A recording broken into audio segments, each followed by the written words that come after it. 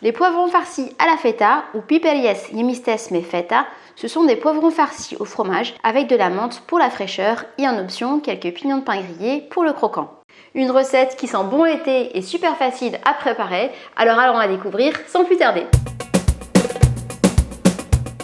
Yassas, ici Angélique et je vous souhaite la bienvenue sur Cuisine à la grecque, la chaîne qui vous apprendra à cuisiner grec étape par étape. En grec, piperies yemistes me feta, ça veut tout simplement dire poivron farci à la feta. Vous l'avez donc compris, pour cette recette, on part sur une farce 100% fromagère avec de la feta, mais aussi de la graviera et du yaourt grec. C'est une recette qui est simple, qui est rapide, qui est adaptée aux végétariens et rien que d'en parler, ça me donne envie d'en manger. Alors allons tout de suite découvrir la liste des ingrédients, ou pâmé, comme on dit en grec. Pour faire nos piperies yemistes me feta, nous aurons besoin de 4 poivrons allongés, rouges ou verts, de sel, de poivre, de 60 g de fromage râpé type graviera, de 300 g de fromage feta, de 100 g de yaourt à la grecque, de 10 feuilles de menthe, d'une cuillère à soupe d'origan, facultatif pour le croquant, de 2 cuillères à soupe de pignons de pain. On aura aussi besoin d'un peu d'huile d'olive pour la farce, environ 2 cuillères à soupe. Pour le service, nous aurons aussi besoin de 2 cuillères à soupe d'huile d'olive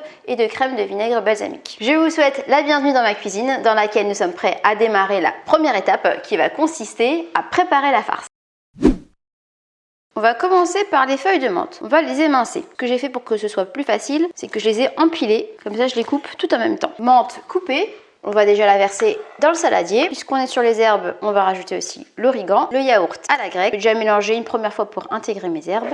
Facultatif, vous pouvez mettre des pignons de pain si vous aimez bien le croquant. Ça va donner un petit côté croustillant sous la dent quand on va manger le poivron. Je les avais fait préalablement griller à la poêle. Ça rehausse les saveurs. Il faut juste qu'ils deviennent un petit peu dorés. On va mettre aussi un petit peu d'huile d'olive, comptant environ 2 cuillères à soupe. Moi, je fais un petit peu au feeling. On va ensuite passer à la feta. On va l'émietter. Alors, je pense que vous commencez à me connaître. Moi, je vais faire ça à la main, à l'ancienne. Donc, je vais les friter avec mes doigts. Si jamais vous préférez éviter de le faire avec les doigts, vous pouvez aussi l'écraser au préalable dans une assiette avec une fourchette. C'est un peu moins salissant.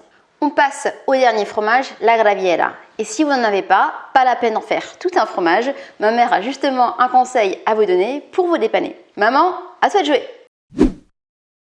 Si vous n'avez pas de graviera, vous pouvez utiliser un autre fromage fondant qui a du goût, comme provolone ou mozzarella. Merci maman. On rajoute donc le fromage râpé, graviera ou autre selon ce que vous avez. On va aussi en profiter pour poivrer, tant qu'on y est. On va pas mettre de sel parce que la feta c'est un fromage qui est déjà assez salé. On va mélanger le tout pour que le mélange soit bien homogène et crémeux. Si jamais vous avez l'impression que votre pâte est un peu trop compacte, vous pouvez rajouter aussi un petit peu d'huile d'olive à ce stade. Pour la farce, sachez également qu'il y a des variantes qui intègrent également d'autres ingrédients. Par exemple des dés de tomates, de l'ail, de l'oignon, du persil frais ou encore le bukovo, les flocons de piment, pour une touche un peu plus pimentée. Donc n'hésitez pas à customiser aussi selon vos envies. Comme je le dis toujours, votre cuisine, vos règles. D'ailleurs, si vous avez rajouté une petite touche perso à votre farce, vous pouvez aussi me le dire en commentaire, je serais curieuse de la découvrir. On va la goûter pour vérifier l'assaisonnement. On est bon, on va donc déjà pouvoir passer à la deuxième étape qui va consister à préparer les poivrons. Mais avant, je vais déjà préchauffer mon four à 180 degrés. Alors, je vais vous montrer la stratégie, c'est super facile. La première chose qu'il va falloir faire, ça va être de faire une fente. C'est par là qu'on va rentrer la farce. Et ensuite, on va couper un petit peu le chapeau, mais pas complètement. En fait, ce qu'on veut, c'est pouvoir le bouger pour avoir plus de flexibilité, mais on veut quand même le garder accroché pour pouvoir bien le fermer pendant la cuisson. Et une fois que c'est fait, vous voyez, en plus, on peut ouvrir le poivron super facilement. Et il suffit de récupérer l'intérieur, les petits filaments et les graines pour le vider. Et ça, c'est fait en 10 secondes, top chrono. Je viens de le rincer pour retirer les derniers petits pépins et on est prêt. On répète l'opération avec les 3 poivrons suivants. Allez, je vous en remontre un petit dernier pour que vous maîtrisiez bien la technique. On coupe une fente tout le long du poivron. On va couper le chapeau, mais pas complètement. Ensuite, on va ouvrir au niveau de l'incision. Et là, on va venir retirer tout simplement les graines et les filaments qui se trouvent à l'intérieur. Et s'il reste quelques petits pépins, vous pouvez tout simplement les retirer en rinçant. Quelques mots en ce qui concerne les poivrons, puisque ce sont les ingrédients stars de cette recette.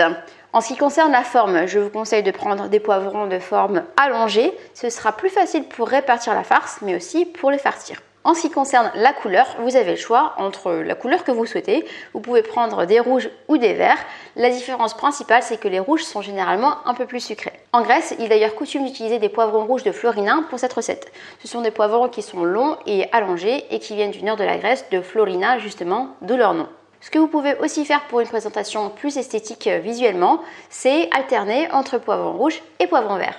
Et maintenant que vous êtes devenus des maîtres poivrons, on va pouvoir les farcir. Et pour ce faire, on va s'aider d'une cuillère. On va ouvrir chacun des poivrons et à l'aide d'une cuillère, on va répartir la farce dans ces derniers. On va essayer de faire ça le plus équitablement possible pour qu'il y en ait bien partout. Alors moi niveau farce, j'en ai eu juste assez pour farcir mes 4 poivrons. Si jamais il vous en reste, parce que ça dépend aussi de la taille de ces derniers, vous pouvez aussi l'utiliser pour farcir d'autres légumes par exemple, ou alors acheter un poivron de secours. Comme ça, si jamais il vous reste de la farce, vous pouvez en farcir un 5e. Petite astuce bonus, si vous avez peur que la farce s'échappe, parce que vous en avez mis un peu trop, vous pouvez tout simplement sceller vos poivrons à l'aide d'un cure-dent. Celui-là par exemple, il est un peu plus farci, donc on va lui mettre une petite fermeture de sécurité. Et voilà, le tour est joué. Ensuite, direction le plat, on va l'huiler et on va ensuite venir y déposer nos poivrons un à un et côte à côte. On va rajouter encore un petit peu d'huile sur le dessus. Ça sent bien le soleil cette histoire. Et il ne reste plus qu'à enfourner pendant 30 minutes, juste à temps que les poivrons soient tendres et légèrement dorés. C'est parti! 30 minutes, c'est d'ailleurs amplement suffisant pour vous donner le temps de vous abonner à la chaîne. Alors je vous encourage à le faire si ce n'est pas déjà fait. Ça vous permettra d'être notifié de toutes les futures recettes que je publierai et ça aidera cette dernière à grandir. C'est prêt! Ça a l'air bien bon tout ça. Les poivrons et la feta sont bien dorés sur le dessus, que le poivron est devenu tendre. Et comme vous pouvez le voir aussi, l'astuce du cure-dent a bien fonctionné parce que la feta a été mieux maintenue à l'intérieur. Allez, on se fait une petite assiette, ou même une grande assiette. On va les déposer un à un dans l'assiette. Alors ce plat, vous pouvez le manger chaud, froid ou tiède, selon vos préférences. Et il peut servir en fait pour plein d'occasions. Vous pouvez le servir en tant qu'entrée, mésé, en accompagnement gourmand avec des grillades, ou encore en dîner avec une salade. Vous avez l'embarras du choix. Allez, on va retirer quand même les petits cure-dents, pour pas se tromper et les manger sur la route. On va pouvoir passer à la touche finale. On va leur mettre un filet d'huile d'olive, un peu de crème de balsamique, un petit peu de menthe pour la couleur et la fraîcheur, et pourquoi pas une dernière petite touche de pignon de pain grillé pour encore plus de croquant. Rien que de voir ça, ça me donne l'eau à la bouche. Regardez-moi ça, on se retrouve avec une jolie assiette colorée. Mission accomplie et réussie. Alors, il ne me reste plus qu'à vous souhaiter une chose. Bon appétit! Alors, par où on va commencer? Allez, celui-là. Je le rapproche un petit peu.